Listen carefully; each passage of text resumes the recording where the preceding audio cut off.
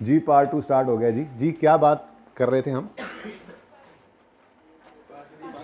बात ये कर रहे थे कि आपको ये ग्रेड सिलेबस के याद करने की कोई ज़रूरत नहीं है।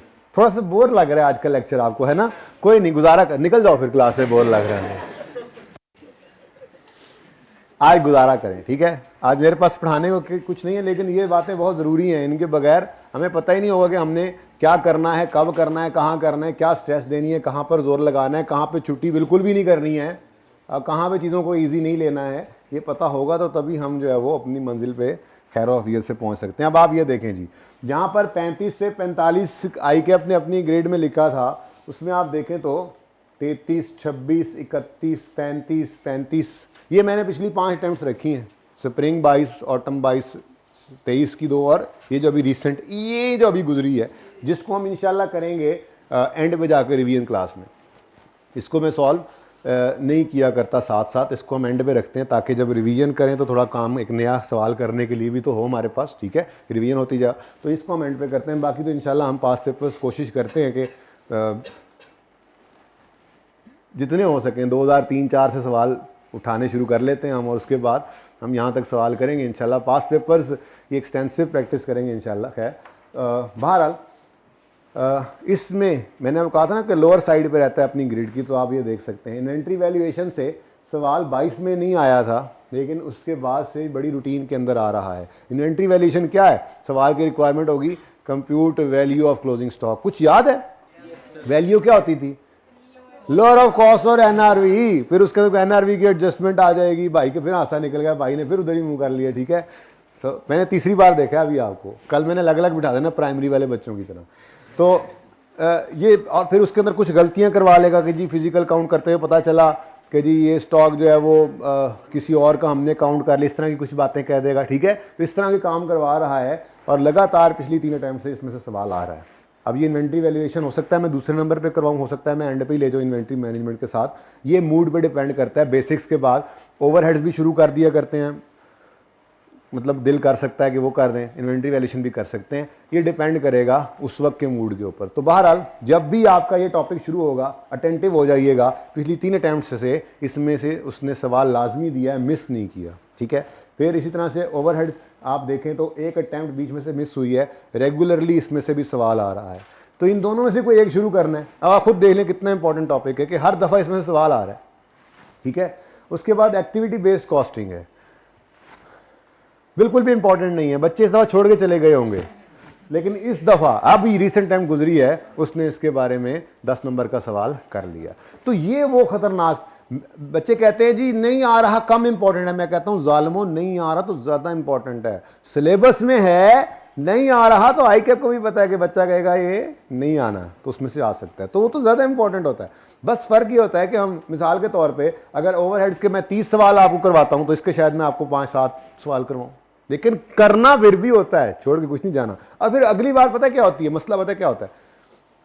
मिक्सिंग बहुत, इस दफ़ा ना सबसे बड़ा मसला जो बच्चों को आया ना, जो कि नहीं होना चाहिए था, मिक्सिंग टॉपिक्स की उसने ज़्यादा कर दी, मिक्सिंग ज़्यादा कर दी। अब मिसाल के तौर पे उसने किसी और टॉपिक के साथ इसको मिक्स कर दिया। अब जो बच्चा सिरे से इसको छोड़ के गया हुआ है, उसके जो तैयार टॉपिक था उसका सवाल भी नहीं होगा, क्योंकि उसको पता ही नहीं एबीसी होता क्या। तो छोड़ के कुछ भी नहीं जाना। अच्छा, अब ये ना उस्ताद के ऊपर छोड़ दें इस बात को कि किस चीज़ को ज़्यादा कम, आपको जो करवाया जाए आपने उतना करना है, ये समझ करके वो सारा ही ज़रूरी है। यकीन माने 1 मिनट भी नहीं होता हमारे पास इजाफी, कोई इजाफी चीज़ नहीं करवाई जाती, मार के तो पूरा किया जाता है टोटल कि यार इतना तो करा ही दो। अब उसमें भी आप कहेंगे जी चॉइस है, नहीं भाई, बड़ी मुश्किल से आपको पूरा काम करवाया जाता है, पूरा काम करवाया जाता है। ज़्यादा कहाँ करवा सकते हैं, टाइम ही नहीं है, 4.5 महीने तो टाइम है टोटल, ज़्यादा कैसे कर सकते हैं? मर के पूरा काम करते हैं, उसमें से आप फिर सिलेक्टिव स्टडी करते हैं। मैं कल देखूंगा, अगर मुझे टाइम मिला तो मैं एग्जामिनर कमेंट्स लेकर आऊँगा। आप एग्जामिनर कमेंट्स उठा के देख लें, पिछली 5 अटैम्प्ट के देख लें रिजल्ट, जिनमें गंदा आया उसके अंदर उसने यही बात की, सिलेक्टिव स्टडी। पिछले 2 अटैम्प्ट से जो है वो तकरीबन गंदा आ रहा है रिजल्ट, पिछले अटैम्प्ट का भी गंदा आया था रिजल्ट। सिलेक्टिव स्टडी की तरफ बच्चे जा रहे हैं, वो क्यों हो रहा है? क्योंकि उसने पिछली 2 अटैम्प्ट से उसने ये छेड़खानी शुरू की हुई है, जो चीज़ें कम आती थी वो पूछनी शुरू की हुई, बच्चे छोड़ के गए होते हैं। सो प्लीज़, ठीक है? लेबर कॉस्टिंग 1 अटैम्प्ट मिस हुई है, वरना नॉर्मली इसमें से भी 8 से 10 नंबर का सवाल आ रहा है। अच्छा, ये 8 से 10 नंबर और ये क्या, ये 16 नंबर। एक बात तो इसको जहन के अंदर रख लें कि आपके पेपर के अंदर 9 क्वेश्चंस आते हैं टोटल। ये आप बेशक पेपर्स डाउनलोड करके अपने पास रखें, आपके पास होने चाहिए ये 5 अटैम्प्ट। इससे पीछे इसलिए ना जाएं, इससे पीछे कैफ 8 था, सिलेबस में कुछ चेंजेस भी आई हैं ठीक है, जो रिलेटेड हैं हमारे सिलेबस से कैफ 8 वाले सवाल वो मैंने आपको अर्ज कर दिया, हम सारे करेंगे, बल्कि हम वही ज़्यादा करेंगे। ये तो करते हैं तो अक्सर हासा निकल जाता है, सवाल इतने आसान होते हैं जिस तरह कर लेते हैं कैफ 8 वाले आप, तो वो सवाल हम सारे करेंगे, ठीक है। लेकिन आपके पास ये पर्चे होने चाहिए, ठीक है। तो आप जितने पर्चे उठाकर देखोगे पेपर के अंदर आपको 9 क्वेश्चंस आएंगे। ये 9 क्वेश्चंस आपके 2 सेक्शंस के अंदर बटे होते हैं। सेक्शन ए में शॉर्ट क्वेश्चंस होते हैं, सेक्शन ए में ये सारी बातें आपको पर्चे में जाके ना पता लगे इसलिए बता रहा हूं पहली बार, ठीक है। सेक्शन ए है और सेक्शन बी है। टोटल 9 क्वेश्चंस हैं, जिसमें से 6 क्वेश्चंस जो हैं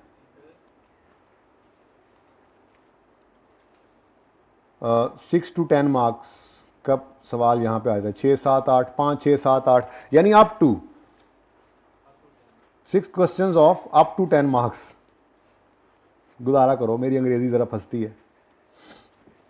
ये ना कहना एग्जाम्प्ट थी, एग्जाम्प्ट अच्छा जी। तो 6 questions of up to 10 marks इधर आते हैं सेक्शन ए में, और उसके बाद सेक्शन बी है, और सेक्शन बी के अंदर 3 क्वेश्चंस आते हैं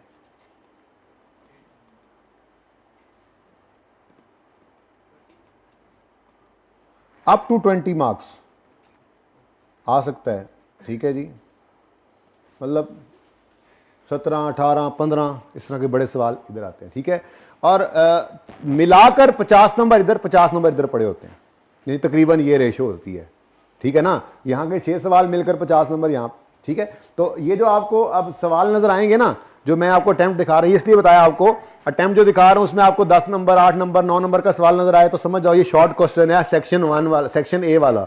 और जो आपको 15 18 16 इससे 10 से ऊपर वाले नजर आएंगे सवाल, वो समझ जाना कि वो फिर सेक्शन बी की बात हो रही है, लॉन्ग क्वेश्चंस होते हैं इसके अंदर, ठीक है ना। तो ये एनालिसिस दिखाते हो जरा, इसलिए मैंने ये बात बता दी। तो ये आपको अब देखते ही पता लग रहा होगा कि इन्वेंट्री वैल्यूएशन का जो टॉपिक है वो पिछली 5 अटेम्प्ट में अगर आया भी है तो एक बार वो लॉन्ग क्वेश्चन आया, बाकी 2 दफ़ा वो शॉर्ट क्वेश्चन है। और ओवरहेड्स का तो इसका भी 1 दफ़ा लॉन्ग क्वेश्चन आया और बाकी शॉर्ट क्वेश्चन। अब ये ज़रा सा ईजी हो गया ना समझना, ठीक है। ऐसे ही ABC का सवाल ये शॉर्ट क्वेश्चन में अभी रिसेंट अटेम्प्ट के अंदर आया पड़ा है। लेबर कॉस्टिंग हर दफ़ा ही सेक्शन ए के अंदर शॉर्ट क्वेश्चन बना है, लेकिन बन रहा है, रेगुलरली बन रहा है, ठीक है।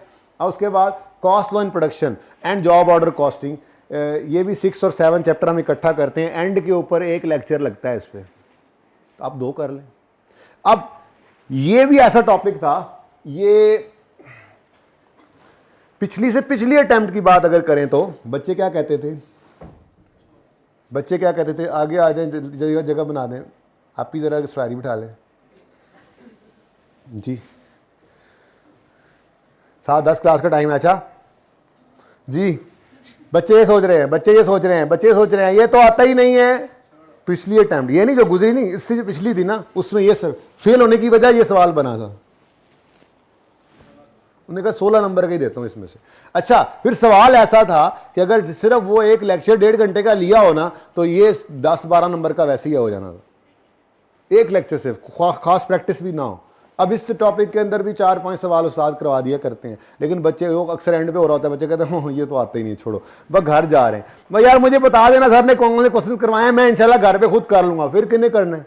हाँ जी, तो इस तरह का मामला होता रहता है। खैर बहरहाल ये, और उसके बाद मार्जिनल एब्जॉर्प्शन जो है ये पिछली 3 अटैम्प्ट से आया नहीं। वैसे एज सच मार्जिनल एब्जॉर्प्शन थोड़ा सा यूज़ इस सवाल के साथ टच कर लिया था उसने, लेकिन मैंने वो उसको उधर ही डाल दिया, इसलिए इसको अलग से सवाल के तौर पे नहीं रखा मैंने। लेकिन अब ये बच्चे देखेंगे, लो जी ये नहीं आता, इस पे हम लगाएंगे 6-7 दिन कम से कम, बड़ा इंपॉर्टेंट है क्योंकि इसकी मिक्सिंग बहुत है ना, ये मतलब हर जगह पे ही घुसा होना है।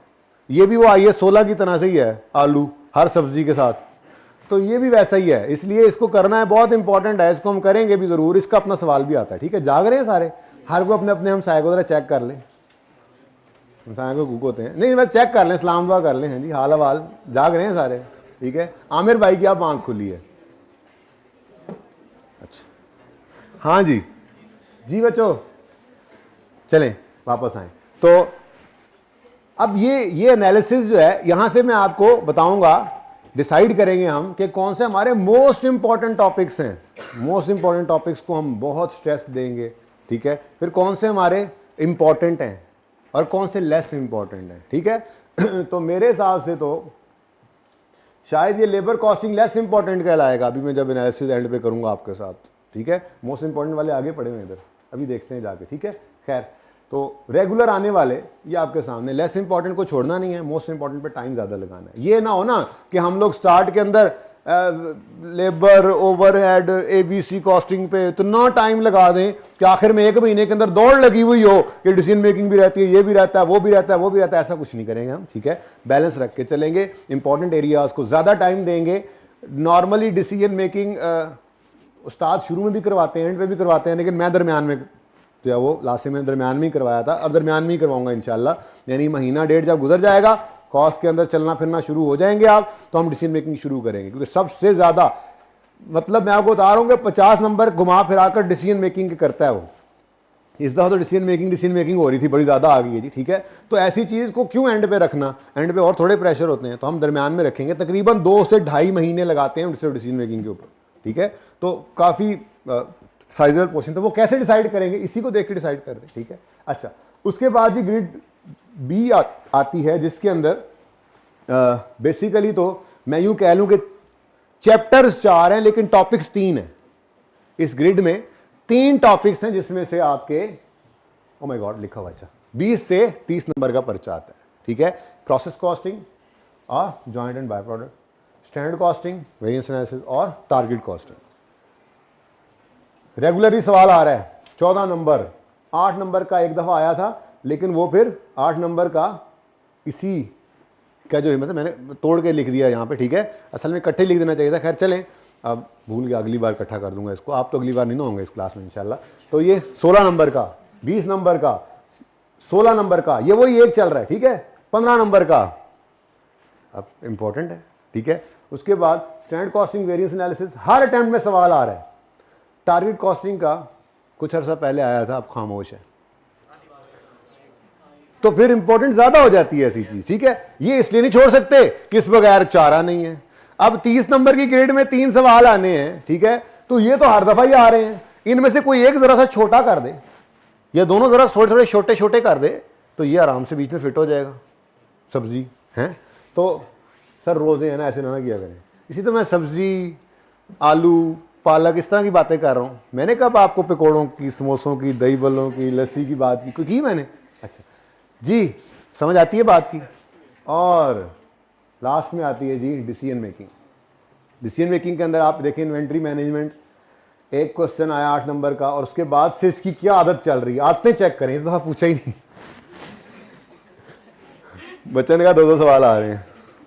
क्या चलें, 18 नंबर, 14 नंबर, 16 नंबर, लेकिन 2 सवाल हैं, एक नहीं है। तो ये बेसिकली इस टॉपिक में ना असल में आगे 3 सब टॉपिक्स हैं, ठीक है। ईओक्यू, उसके बाद inventory levels, safety stock reorder, इस तरह की जो 3 सब टॉपिक्स हैं, तो उनमें से 2 सवाल बनाता आ रहा था ही कैब, इस अटेम्प्ट में छोड़ दिया, अब अगली बार फिर बना लेगा, ठीक है। तो ये मार्क्स हैं।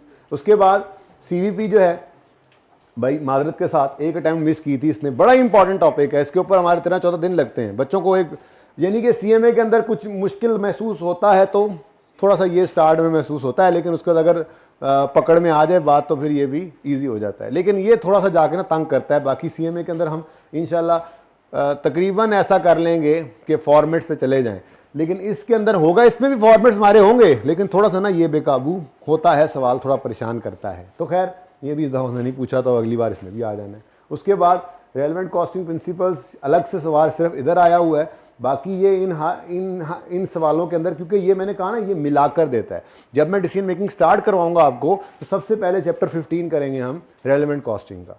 ये चैप्टर होगा तो अगला डिसीजन मेकिंग का सारा एरिया होना है, अगर ये नहीं होगा तो आगे हो ही नहीं सकता। तो बेसिकली ये ना समझें कि ये आ नहीं रहा, ये इन सारे सवालों के अंदर ये नथी हुआ है, उनके साथ ही है, ठीक है। ये देखें माशाल्लाह 3, 4, 7, 35 नंबर की तो सिर्फ उसने डिसीजन मेकिंग का सवाल पूछ लिए इसमें। तो बहरहाल अगर आप देखें तो यहाँ पर लोअर साइड पे था 35 से 45 में, ये मैक्सिमम 35 तक ही गया है। 20 से 30 में ये देखें निकल भी गया एक दो बार, ठीक है, हायर साइड पे है। और यहाँ पर देखें 30 से 40 के अंदर भी ये एक आध बार क्रॉस कर गया या अपर साइड के ऊपर है, ठीक है। अब अगर हम बात करें तो ये तो मैंने आपको बता दिया सेक्शन वाइज जो है वो क्वेश्चंस कितने आते हैं, ठीक है। तो अगर मैं इम्पोर्टेंस की अब बात करूं तो जो मोस्ट इम्पॉर्टेंट मेरे हिसाब से टॉपिक्स बनते हैं, मोस्ट इम्पॉर्टेंट,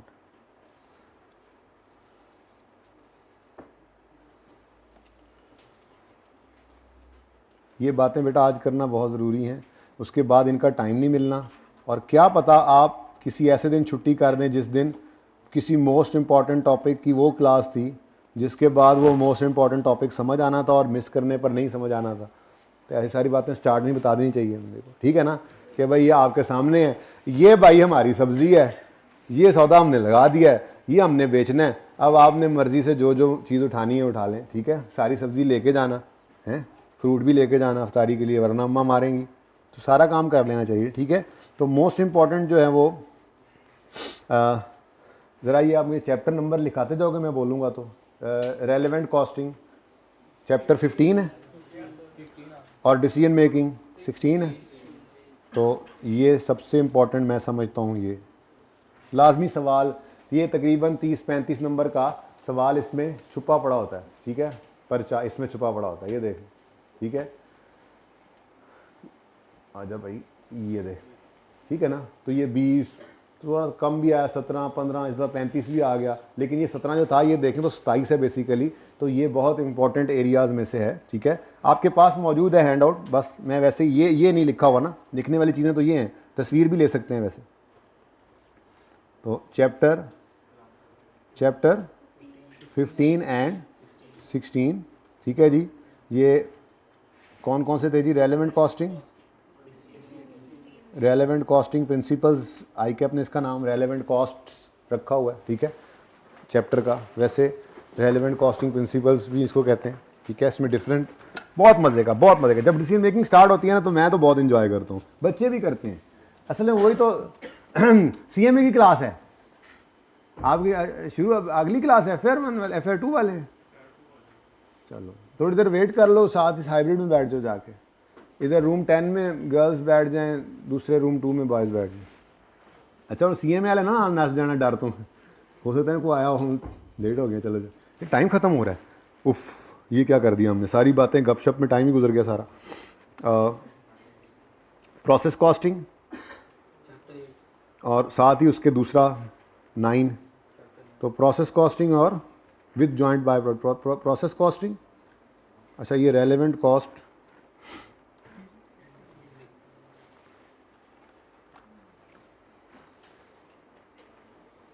डिसीजन मेकिंग, उसके बाद प्रोसेस कॉस्टिंग और जॉइंट एंड बाय प्रोडक्ट।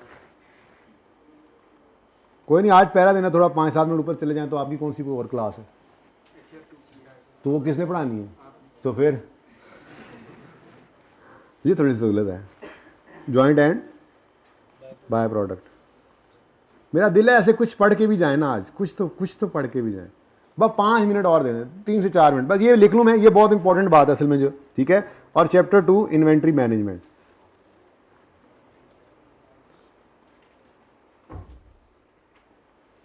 अगर आप गौर फरमाएं ना जी तो आधा पर्चा इनमें कवर हो रहा है पिछले कुछ अटेम्प्ट्स के अंदर, ऑलमोस्ट 45 to 50% पर्चा इधर पड़ा हुआ है, आप देख लें। ये मैंने ये 2 बोले, ये बोला है और आप बोले हैं, ठीक है। अब ऐसी चेक करने के लिए अगर देखना चाहें तो ये 14 मार्क्स प्लस 8 मार्क्स प्लस 20 कितना बनता है?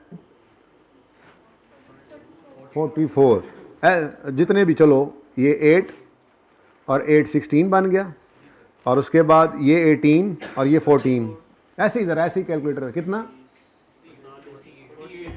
48। यानी ये सिर्फ ये 2, 2, 4 और 5 चैप्टर जो करके गया था 48 मार्क्स का सवाल पर्चा तो उसने कर लिया। तो है कि नहीं मोस्ट इंपॉर्टेंट टॉपिक्स ये। आगे बढ़ो ज़रा, ऐसे ही तसल्ली, ज़रा आप लोगों को कॉन्फिडेंस आए कि हम टारगेटेड ऑपरेशन करेंगे इंशाल्लाह। ये देखें जी कितना बनता है, 48 पे बात पहुंच गई है, 69। डोंट टेल मी, एक बार फिर देख लो, 61, ये भी बहुत है सारा मजा खराब कर दिया, पहली बार सही बोलना था ना, है 61, इतने ज्यादा मार्क्स। यानी कि इस अटेम्प्ट में तो मौजें लग गई होंगी, जिसने ये 5 चैप्टर किए होंगे, 60 नंबर का पर्चा तो यहां से आ गया था। ठीक है, ये भाई मैंने आपको आई के पर्चे से आप जाके देख लेना यार, अब मेरे पे एतबार नहीं आ रहा तो। ठीक है, इस अटेम्प्ट के अंदर कभी कभी थोड़ी बहुत सरप्राइज पैकेज भी आ जाता है, लेकिन कभी कभी होता है। ये देखो इस दफ़ा 50, तो मोस्ट इंपॉर्टेंट टॉपिक्स हैं ये, और इनके ऊपर हम टाइम भी इंशाल्लाह इसी हिसाब से लगाएंगे। ठीक है, तकरीबन महीना सवा महीने 30-35 लेक्चर जब पूरे हो जाते हैं तो फिर मैं स्टार्ट करता हूँ रेलेवेंट कॉस्टिंग प्रिंसिपल्स। इसके ऊपर 10 दिन 12 दिन जितने भी लगे उसके बाद भी डिसीजन मेकिंग मूव कर जाते हैं। फिर उसके ऊपर हम टाइम लगाते हैं, फिर उसके बाद इन्वेंट्री मैनेजमेंट करते हैं, फिर उसके बाद हम सीवी एनालिसिस करते हैं। तो ये सारा एरिया जो है तकरीबन 2 से ढाई महीने हम लगा कर करते हैं। इसका हक भी बनता है, आपके सामने है। ठीक है, मैं अगर एवरेज आउट करूँ, मैंने बोला ना 45 से 50% तकरीबन पर्चा जो है वो इन 5 चैप्टर्स में से आ रहा है। अच्छा, उसके बाद standard costing, variance analysis, overheads, ABC ये इकट्ठी कह सकते हैं, इकट्ठा सवाल बन जाता है इनका। ठीक है, उसके बाद मार्जिनल एब्जॉर्प्शन है और सीवी एनालिसिस है, ये थोड़े लेस इंपॉर्टेंट हैं, इंपॉर्टेंट कह लें, बल्कि इंपॉर्टेंट टॉपिक्स कहेंगे एंड पे छड़िया की है तुसी। ओ भाई ये आपके लिए थोड़ा, ये तो मेरे लिए है, मैंने किस पे कैसे स्ट्रेस ज़्यादा डालनी है, किस पे कैसे कम डालनी है, वो तो मेरे लिए है। लेकिन आपको भी पता होना चाहिए कि जब भी कभी ये एरिया शुरू हो, जब भी कभी ये एरिया, प्रोसेस कॉस्टिंग जी कल शुरू कर रहे हैं, ईद वाले नए कपड़े निकाल के आने, छोटी ईद वाले, अगर बड़ी ईद से पहले शुरू हो, बाद में शुरू हो रहा है तो बड़ी ईद वाले नए कपड़े पहन के आने, ऐसी तैयारी करके आना है। प्रोसेस कॉस्टिंग कल शुरू हो रहा है, प्रोसेस कॉस्टिंग कल शुरू हो रहा है, जॉइंट बाय प्रोडक्ट भी इसी का हिस्सा है। ऐसे 15-15, 20-20 नंबर का सवाल आता है इसमें से, ऐसे पता होना चाहिए आप। ठीक है, वरना फायदा नहीं है ना, वरना तो फिर आप पता ही नहीं हो करने क्या आए हैं, कर क्या रहे हैं। हम तो हर टॉपिक में मैंने ये कहा ना कि हम ये बात लेकर चलेंगे, पर्पस क्या है इस टॉपिक का, स्टैंडर्ड कॉस्टिंग है क्या चीज़ भाई, बस ऐसे ही मूड आया शुरू कर दिया, ऐसे तो नहीं कर सकते ना, पता ही ना हो। ठीक है, तो इसीलिए आज पहला दिन इस पे लगा रहे हैं कि पता तो हो कि जाना किधर है, करना कैसे है इसको काबू, ये जिन है वरना। लेकिन हम इंशाल्लाह इसको जो है वो बोतल में बंद कर लेंगे, अल्लाह ने चाहा तो। उसका तरीका बस यही है, आपने डेली आना है। ठीक है, और हमने उसको जो है वो फॉर्मेट्स पे डाल देना है, इस टॉपिक को, इस सब्जेक्ट को भी, जो सबसे बड़ा मसला है, वरना मसला को नहीं। आप इंजॉय करेंगे इसको इंशाल्लाह, बड़े मज़े का, मैं तो बहुत इंजॉय करता हूँ। अच्छा जी, तो इंपॉर्टेंट टॉपिक्स के अंदर आप कह सकते हैं स्टैंडर्ड कॉस्टिंग, वेरिएंस एनालिसिस, कौन कौन से चैप्टर्स हैं? 11 और 12। ये भी इकट्ठा ही सवाल होता है, आई के अपने 2, यानी टॉपिक ही एक ही है, स्टैंडर्ड कॉस्टिंग एंड क्या, अच्छा स्टैंडर्ड कॉस्टिंग एंड, मैंने कहा शायद गलती हो गई है। अच्छा, 2 चैप्टर्स हैं, अलग अलग हैं, लेकिन ये एक ही है बेसिकली। ठीक है ना, तो आई के अपने चैप्टर अलग रखे हैं, लेकिन हम टॉपिक वाइज लेकर चलेंगे। जैसे जॉइंट, मैंने कहा ना, मैं भूल गया, मुझे इसको भी इकट्ठा कर देना चाहिए था यहाँ पे, मैं भूल गया, मुझसे भूल होगी, 8 और 9 करना था। ठीक है, खैर चलें, तो ये इकट्ठा ही एक टॉपिक, चैप्टर 2 है लेकिन एक टॉपिक है, ये चैप्टर 2 है लेकिन एक टॉपिक है। ठीक है, तो ये एक टॉपिक, ये बड़ा इंपॉर्टेंट टॉपिक है, मैंने इसके ऊपर टॉपिक लिखा हुआ है। उसके बाद CVP, ठीक है, कौन सा चैप्टर है? CVP analysis. उसके बाद जी और आपको आप बताएं और कौन सा आपको इंपॉर्टेंट दिखा? ओवरहेड्स काफ़ी इंपॉर्टेंट था। ठीक है जी, ओवरहेड्स का ABC और ओवरहेड्स इकट्ठा ही है, तो मेरे ख्याल में जब ओवरहेड्स करते हैं ना, तो जब ओवरहेड खत्म होता है तो अगले 2-3 दिन में ABC भी करवा देते हैं। बेसिकली ये उसी की एक्सटेंशन है, ओवरहेड्स का टॉपिक जो है इसी की एक्सटेंशन, ये नहीं एक टॉपिक ही बन जाता है। ओवरहेड्स और ABC कॉस्टिंग जो है ये एक्सटेंशन है। ओवरहेड्स निकालने का एक पुराना तरीका जो चला आ रहा है मशहूर ज़माना, और एक नया तरीका जो डेवलप हुआ है वो ABC है, इसलिए ये एक ही टॉपिक है, तो इसको मैं इकट्ठा ही लिखना चाहूँगा। उन्होंने अलग चैप्टर्स बनाए हैं, लेकिन हम इसको इकट्ठा रखेंगे, पढ़ेंगे भी इकट्ठा ही। कौन कौन से चैप्टर बनते हैं? चैप्टर 3 एंड, पहले 3 और 4 वैसे लिखवाना चाहिए था, तरतीब चेक करो, 11, 12, फिर 14, फिर 3। चलो जी, ओवरहेड्स एंड ABC कॉस्ट। ठीक है जी, ABC पढ़ेंगे हम। आप लोगों ने अगर ABC सही नहीं पढ़ी हुई बचपन में तो मैं आपको ABC पढ़ाऊंगा यहाँ पे, ठीक है। उसके बाद मार्जिनल एब्जॉर्प्शन को मैं इंपॉर्टेंट टॉपिक समझता हूँ। कौन सा चैप्टर है?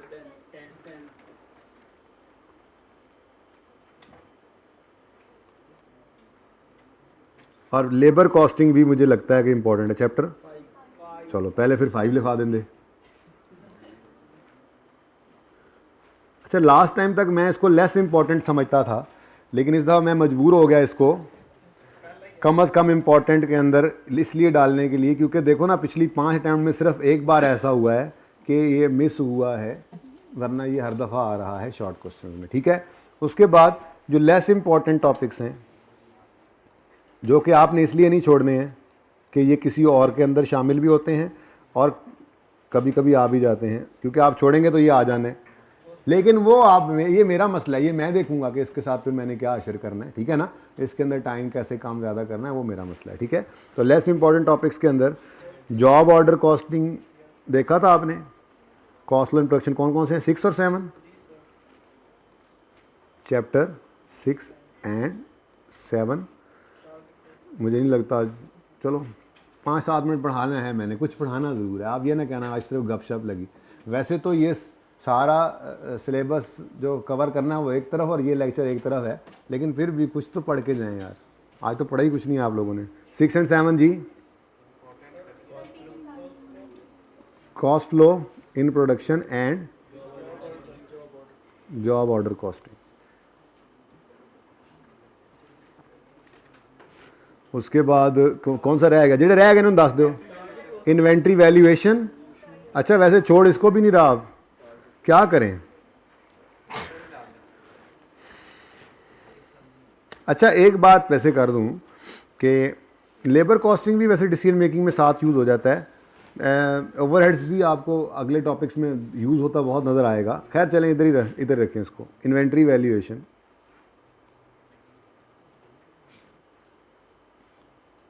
और जी क्या रह गया? चैप्टर।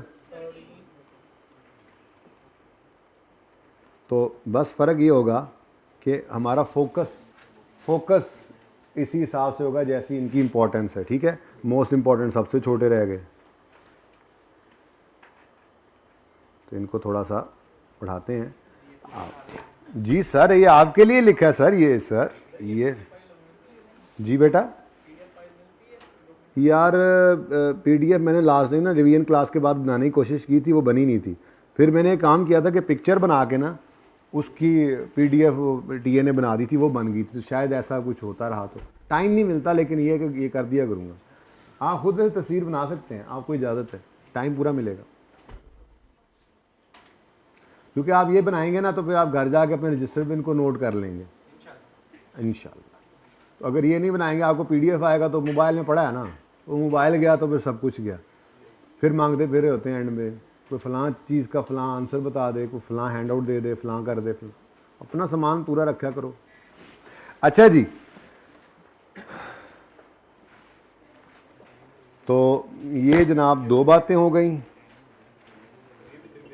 ये पिक्चर भी लेनी है जी, लें बिल्कुल। इसकी वैसे पिक्चर की ज़रूरत नहीं है, तो ये तो प्रीवियस नॉलेज आपको ये चाहिए, मैंने ये बताया था। इसकी क्या समझ आनी है?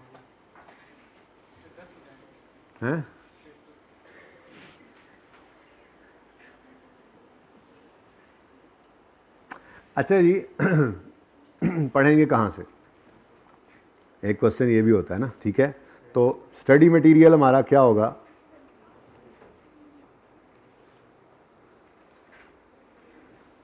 लास्ट टाइम तो मैं हर रोज़ एक हैंडआउट ताज़ा बनाता था और वो दे देता था। इस बार ये है कि वो सारे इकट्ठे कर लिए हैं और मज़ीद उसके अंदर कोई जो चीज़ें डालनी होंगी वो भी डालकर मैं कोशिश यही करूँगा कि आप लोगों को हर टॉपिक के स्टार्ट में एक हैंडआउट मिल जाए नोट्स का, और वो 10, 12, 15, 20 जितने सफ़े भी होंगे, टॉपिक के हिसाब से ज़्यादा कम हो सकते हैं, वो आपको मिलेंगे। ठीक है। इसका मतलब ये हुआ कि स्टडी मटेरियल जो है वो हमारे लेक्चर नोट्स ही होंगे,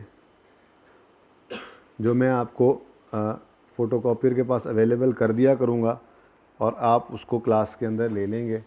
और अगर कोई एडिशनल उसके अलावा कोई क्वेश्चन जैसे जहन में आ जाता है, यार वो रह गया था, वो पास पेपर कोई नहीं हुआ था, चलो वो कर लें, ठीक है, तो वो फिर मैं आपको कॉपी करवा के अलग से दे दूँगा। लेकिन चैप्टर वाइज जो है वो इस तरह से नोट्स अब मैंने वो बना लिए हैं कि वो आपको क्वेश्चन उसमें भी होगा क्या, उसमें क्वेश्चंस ही होंगे ज़्यादा, ठीक है। तो लेक्चर नोट्स के अंदर आपको पास पेपर्स ही मिलेंगे। बेटा थ्योरी जो है ना आई कैप तकरीबन कोई मैं 15 नंबर बहुत ज़्यादा बोल रहा हूँ। किसका सवाल है?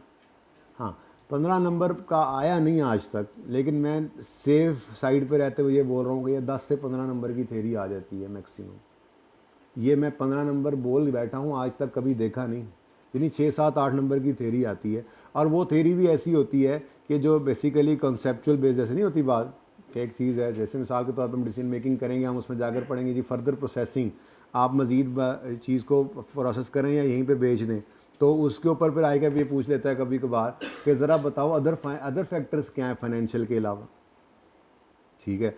या फिर जैसे वेरिएंस एनालिसिस का चैप्टर आपने देखा, तो आप वो कहता है वेरिएंसेस निकालो, आप वेरिएंस निकाले तो वो कहता है कि वेरिएंस की पॉसिबल रीजंस क्या हो सकती हैं। अव्वल तो इस तरह की थ्योरी है, यानी कि जिसके लिए कोई बुकिश नॉलेज नहीं चाहिए। स्टिल आपके हर इस जो चैप्टर के अंदर मैं वैसे लास्ट टाइम बच्चों को जो दिया था ना, वो हिस्सा तो थोड़ा थोड़ा डाल ही दिया है। हर चैप्टर की 1-2 सफ़े की सिर्फ थ्योरी जो आई कैप की किताब से मैंने as it is copy paste की हुई है, जो मैं समझता हूँ कि आपको पढ़ लेनी चाहिए एक दफ़ा, वो मौजूद होगी उन्हीं नोट्स के अंदर ही होगी। ये स्टार्ट में या एंड पे मैं डाल दूंगा, ठीक है। जो आपका वो बंच बनेगा ना किसी भी टॉपिक का, जैसे बेसिक्स का एक बंच अब मैंने अभी बनाया नहीं असल में, बाकी तो तकरीबन बने हुए हैं, लेकिन बेसिक्स अभी नहीं बनाया था, तो इंशाल्लाह उम्मीद है कल वो आपको मिल जाएगा, ठीक है। तो वो बेसिक्स वाला बंच जो होगा उसके अंदर तो वैसे ही थ्योरी होनी है, जैसे फिक्स कॉस्ट क्या होती है, वेरिएबल क्या होती है, वो मैंने कुछ ना कुछ लिखा होगा, बेसिक्स के अंदर तो होगा ही है। बाकी हर टॉपिक के अंदर भी जो रेलेवेंट थ्योरी है वो 1-2 सफ़े की जो होगी, थोड़ी थोड़ी होती है, वो अवेलेबल होगी।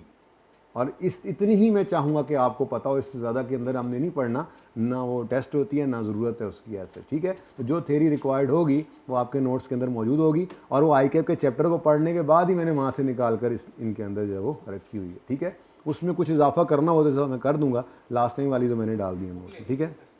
यही बुक होगी। बुक और कौन सी है? लेक्चर नोट्स हैं बस। लेक्चर नोट्स जो हैं वो आपको मिलेंगे। इस लेक्चर नोट्स के अंदर सिलेक्टेड थोड़ी सी थ्योरी होगी और क्वेश्चंस होंगे, जिसमें मेनली तो पास पेपर्स ही होंगे, बाकी कोई इलस्ट्रेशंस भी साथ साथ, जैसे क्लास की कोई ACCA का सवाल अच्छा नज़र आ जाए, कोई CMA का अच्छा नज़र आ जाए, तो मैं उससे भी मैं जो है वो उसको भी माफ़ नहीं करता, मैं कर लेते हैं वो भी काम, ठीक है। तो कोई अच्छा सवाल कहीं और से मिल जाए, वरना मेनली पास पेपर्स ही होते हैं। और आई कैप की किताब के अंदर भी जो क्वेश्चंस आपको मिलेंगे वो नॉर्मली पास पेपर्स ही हैं। किताबों के अंदर CMA के अंदर होते ही पास पेपर्स हैं, ठीक है। तो लेक्चर नोट्स हमने देखने, ठीक है जी, और लेक्चर नोट्स में ही ये चीज़ें शामिल हो जाएंगी, सिलेक्टेड थ्योरी और आई कैप के पास पेपर्स, और प्लस कुछ एडिशनल क्वेश्चंस भी होंगे। मैं चलो लिख देता हूँ, ठीक है। इसमें सिलेक्टेड थ्योरी होगी बहुत थोड़ी सी फ्रॉम आई कैप की, ठीक है। उसके बाद आई कैप पास पेपर्स होंगे और एडिशनल क्वेश्चंस कोई अगर होए, ये कहाँ से होंगे? ऐसी क्लास के अंदर जो लास्ट टाइम मैंने ज़बानी लिखवाया होगा वो मैंने लिख के डाल दिया होगा, बस ऐसे ही होंगे एडिशनल क्वेश्चंस। कोई इलस्ट्रेशंस या ACCA या CMA का कोई सीमा का कोई जो है वो सवाल अच्छा मिल गया, ऐसे कुछ सवाल डले हुए हों, तो इस तरह की एडिशनल चीज़ें भी वो एडिशनल क्वेश्चंस के अंदर आ जाएंगी। उसके बाद आई कैप के पास पेपर्स यही 5 अटैम्प्ट्स के हम जो है वो नहीं कर रहे होंगे। ये 5 अटैम्प्ट्स तो कैफ 3 वाले हैं, हम कैफ 8 वाले भी सवाल करेंगे, वो सारे के सारे यहाँ मौजूद। यानी कि आपको जब वो हैंडआउट मिला करेंगे तो आप देखेंगे उसके अंदर 25-30 सवाल 35 सवाल टॉपिक्स किस तरह भी होते हैं, तो उसमें से हम मैक्सिमम करने की कोशिश करेंगे। उसके बाद हाँ, आई कैप की स्टडी टेक्स्ट जो है, ये स्टडी मटेरियल आपका है, मेरा नहीं है, ठीक है। आई कैप की स्टडी टेक्स्ट को आपने यूज़ करना है ऑडिट पर्पज़ के लिए। क्या मतलब? जब मैंने आपको कोई भी टॉपिक पूरा करवा लेना है तो उससे अगला जो वीकेंड हो उसके ऊपर आपने इसको सॉफ्ट में अपने पास रख लेना है। कोई हार्ड में रखना चाहे तो बेशक रखे, मैंने तो इससे नहीं पढ़ाना। मैं आपको अपने नोट्स दूंगा जिसके अंदर पास पेपर्स ही होंगे, जो कि इस किताब में भी होते हैं। एडिशनल थ्योरी, लंबी लंबी कहानियाँ हैं, वो कहानियों से टॉपिक समझाया जा रहा है। मैं वो टॉपिक आपको करके समझा दूंगा, मुझे उनसे कोई कंसर्न नहीं है। सिलेक्टेड थ्योरी में डाल दूंगा जो टेस्ट हो सकती है। आपने बस एंड पे ये करना है, टॉपिक ख़त्म होने पर आपने ऑडिट कर लेना है, क्योंकि ICAP ये कहता है कि जी ये मेरी किताब है और ये सिलेबस है, इससे बाहर नहीं जाऊँगा। तो आपने ये ऑडिट कर लेना है कि जो हमने पढ़ा है क्या वो कवर्ड है जो ICAP ने लिखा हुआ है अपने पास। और अगर कोई ऐसी चीज़ नज़र आती है जो वहाँ पे है और समझ नहीं आती है, तो वो आप पूछेंगे तो मैं आपको बता दूंगा, आप नहीं पूछेंगे तो मैं बिल्कुल भी नहीं बताऊंगा। सादा सी बात है, क्योंकि मैंने अपने तौर पे पढ़ के थ्योरी निकली भी तो वो निकाल के रख ली अपने पास, और बाकी तो मैंने सारा टॉपिक आपको सिखाने थे, क्योंकि पास पेपर तो सारे ही करवाने हैं। तो जाहिर सी बात है टॉपिक करेंगे तो वो पास पेपर कोई इक्का दुक्का पास पेपर जो रह भी जाता है ना, तो वो इसलिए छोड़ दिया जाता है कि चलो इन्होंने रिवीजन क्लास से करांगे, ये मकसद होता है और कोई नहीं। ठीक है, तो आप लोगों ने इसको जब टॉपिक एंड होना है तो इसका ऑडिट कर लेना है कि हमने ये कर लिया टॉपिक या नहीं। तो ये आप बेशक अपने पास रखें, हार्ड में सॉफ्ट में, मुझे उससे कोई सरोकार नहीं है। मुझे जो चाहिए होगा आपसे वो नोट्स हैं। नोट्स के अंदर क्वेश्चंस या तो क्लास में मैं सॉल्व करवाऊंगा या उनके सोल्यूशन उसके अंदर मौजूद होंगे। कुछ सोल्यूशन नहीं भी हैं तो इस सेशन के अंदर वो इंशाल्लाह कोशिश करेंगे कि बन जाए। ठीक है ना, तो बस यही क्वेश्चंस हैं। सोल्यूशन इसलिए देने ज़रूरी हैं, वैसे तो ICAP के सवाल हैं, पुराने पर्चों के सोल्यूशन मौजूद नहीं है। दूसरा, अगर मौजूद भी हैं तो ICAP का, जैसे आपको बताया ना कि ICAP किताब के अंदर आप एक टॉपिक में देखोगे ना 5 सवाल हैं, तो 5 के अंदर जो है वो डिफरेंट पैटर्न होगा, हो सकता है, हो जाता है, एग्जामिनर बदल जाता है, सोल्यूशन बनाने वाला बदल जाता है। हमने हर सवाल एक ही फॉर्मेट पे करना है, तो इसलिए सोल्यूशन हम अपने वाला ही इस्तेमाल करेंगे। हाँ, एंड आंसर सेम होगा। ठीक है, एंड आंसर सेम होगा, बाकी जैसे मर्जी रास्ता लेकर आए आप, आपको तो जवाब पे पहुंचना ना सही। ठीक है। उसके बाद जी अब मेरे हिसाब से तो और कुछ भी नहीं है। हाँ, आप लोगों ने अब क्या करना है, एक तो हाथ खड़ा करें वो बच्चे जो ये इरादा करके आए कि इस दफ़ा साथ के साथ पढ़ेंगे, कोई टेस्ट नहीं छोड़ेंगे, रोज़ का काम रोज़ करेंगे, घर भी 6 महीने बाद जाएंगे, इस तरह के इरादा। अच्छा, जिन्होंने ये इरादा नहीं किया वो हाथ खड़ा करें, अभी कर लें। मतलब नहीं, घर चले जाना, पढ़ाई वाली बात पे तो मान जाओ आप लोग। ठीक है, बेसिकली आप लोगों को कम से कम डेली CMA के लिए 2 घंटे फारिग करने हैं क्लास के अलावा। ठीक है, इन्हें क्लास भी 1.5 घंटा पा के आधा घंटा का नहीं। ठीक है, तो एटलीस्ट 2 आवर्स। अब ये 2 आवर्स ना एवरेज है। जो बहुत इंटेलिजेंट शार्प लैक बच्चे होते हैं वो 1.5 घंटा लगा लें, और जो मेरी तरह के होते हैं स्लो 2.5 से 3 घंटे लगाएं अपने हिसाब से। एवरेज स्टूडेंट जो है वो 2 घंटे कम से कम ले। ठीक है ना, तो at least 2 hours other than class. ठीक है जी।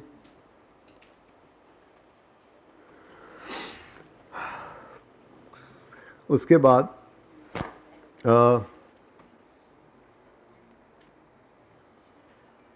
कवर करें सारा सिलेबस, जो छोड़ोगे वो पर्चे में आएगा।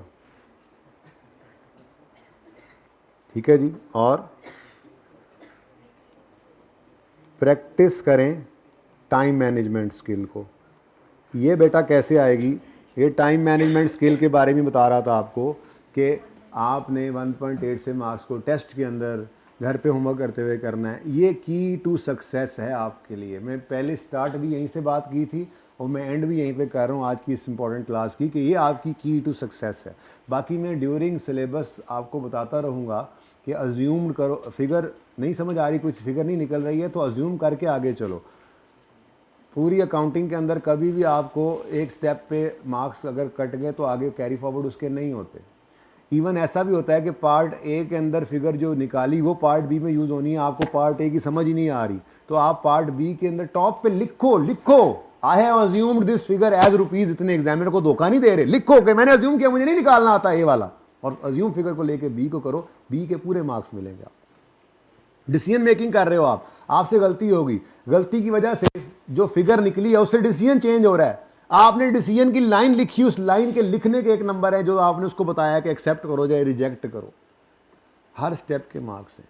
जहाँ पे फंस जाओ अज्यूम करो, आगे निकल जाओ। ये प्रैक्टिस आपको करनी पड़ेगी। पर्चे में मैंने वैसे कहा ना, गिद्दड़ सिंगी कोई नहीं होगी आपके पास कि वहाँ एकदम से ये सब कुछ हो जाएगा, एकदम से मार्क्स इंटू 1.8 करके आप सवाल कर रहे होंगे, एकदम से आप जहाँ पे फंसोगे आप अज्यूम करके आगे जा रहे होगे। ये कभी भी आप नहीं कर सकते अगर आपने उसको क्लासेस के अंदर, टेस्ट के अंदर अप्लाई नहीं किया। आप वीकली टेस्ट में ये काम करते रहोगे, अब पर्चे टेस्ट से निकलोगे ना, आपको यार समझ ही कुछ नहीं आई टेस्ट की, हाँ लेकिन मैंने ना जो टाइम था वो लगा दिया और जहां समझ नहीं आया अज्यूम करके आगे निकल गया। अब जब वो पर्चा चेक होगा, आपको मार्क्स मिलेंगे, वो पासिंग होगा, आपको होगा यार ये तो कमाल हो गया।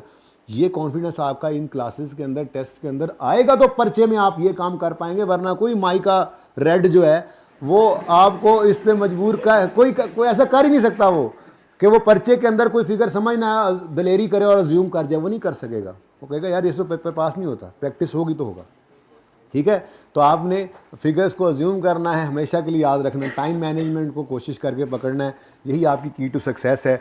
और मेरा हमेशा से एक मसला रहा है कि जब मैं क्लास एंड करता हूं तो मेरे पास जो प्लान होता है उसमें से हमेशा ही मेरा रह जाता है। तो आज भी मैं सोच के आया था कि मुझे था कि ये 10-15 मिनट पहले हो जाएगी, काम ख़त्म, कहानी हो जाएगी, लेकिन ना कुछ एक्स्ट्रा चीज़ें बीच में आ जाती हैं ना, ऐसे ही जैसे ये बातें बीच में आगे मेरे प्लान में नहीं था।